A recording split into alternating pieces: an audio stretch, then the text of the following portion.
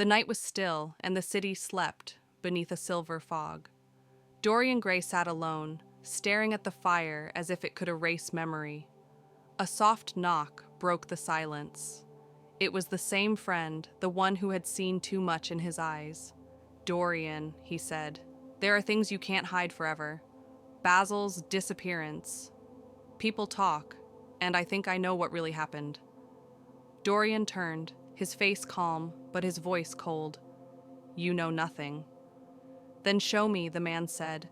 "Show me the painting Basil loved so much." Dorian froze. The words fell like stones into his mind.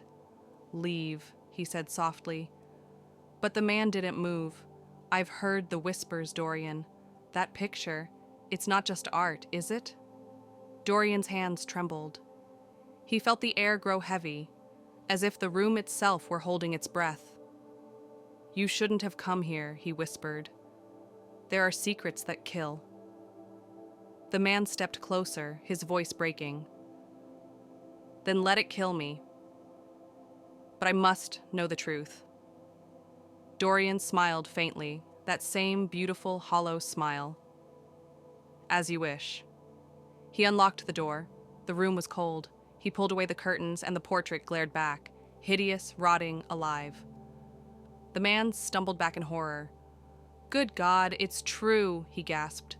"Your soul—" He never finished the sentence.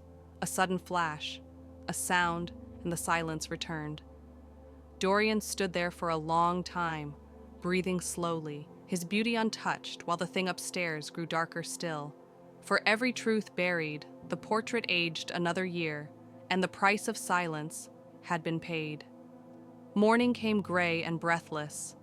Dorian Gray sat at his table, pale as the fog outside. His hands trembled slightly, though his face remained flawless, calm, almost serene. Upstairs, behind a locked door, the painting waited, darker than ever. The night before still haunted him. The sound, the silence after, the way the air had seemed to close around the truth. But Dorian had learned to bury things. He summoned an old chemist, a man who owed him quiet favors. "I need your help," Dorian said softly.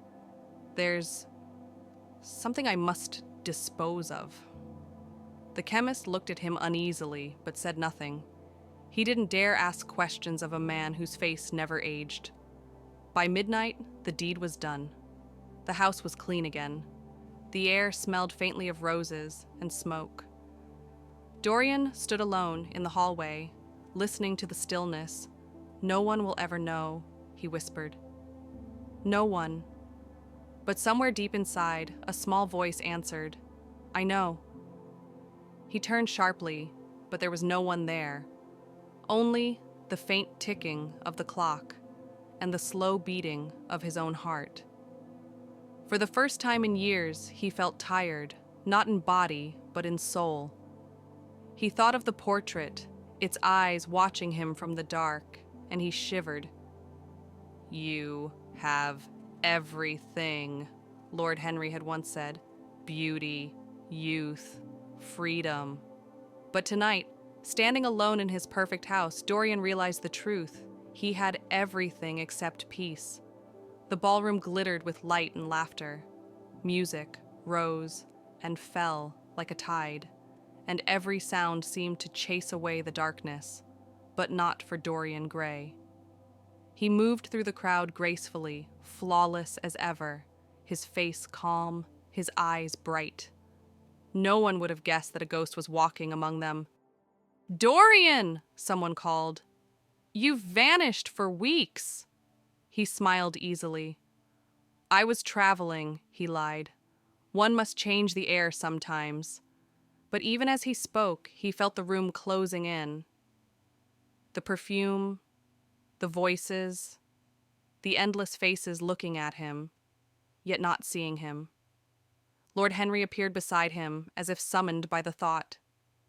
"You look tired, my dear boy," he said softly. "Tired of pleasure? That would be a new kind of sin." Dorian laughed, but it sounded hollow, like glass breaking somewhere far away. Later, when the music stopped, he found himself standing before a mirror. The reflection smiled back.